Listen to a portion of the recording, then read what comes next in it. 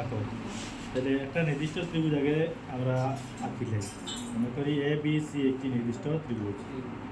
মনে করি A B C একটি নির্দিষ্ট ত্রিভুজ, নাম দিলাম এ বি সি, এটা নির্দিষ্ট ত্রিভুজ। এই ত্রিভুজের পরিবৃত্ত আঁকতে হবে। পরিবৃত্ত আঁকা মানে কি, এমন একটা বৃত্ত আঁকতাম যাতে এই এ বি সি এই তিনটা শীর্ষবিন্দু দিয়ে যায়।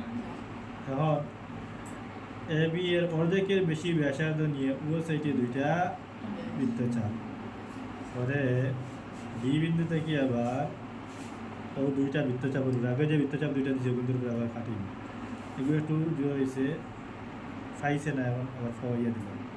ঠিক আছে, এখন হইল এইটা যেটা আঁকি এটা হলো কি এ বি এর লম্ব সমদ্বিখণ্ড।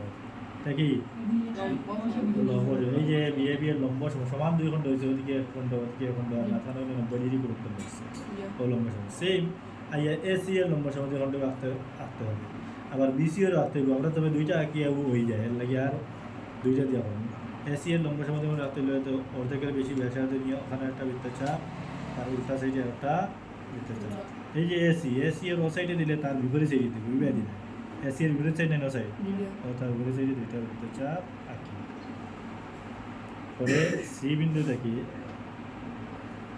ও আবার বৃত্তচাপ উপরে একটা বৃত্তচাপ আর ওটা উপরে একটা বৃত্তচাপ আঁকার পরে এই বৃত্তচাপ দুটা লম্ব সমদ্বিখণ্ড করব, যোগ করলে লম্ব সমদ্বিখণ্ড হইব। এই লম্ব সমদ্বিখণ্ড দুটা পরস্পর ধরলাম ও বিন্দুতে সেট হবে, এ ও যোগ করি, এ ও যোগ করি।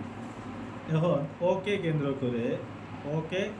করে ওই যে এ যতটুকু ও থাকি এ পর্যন্ত ও এর সমান ব্যাসার্ধ নিয়ে একটা বৃত্ত আঁকি।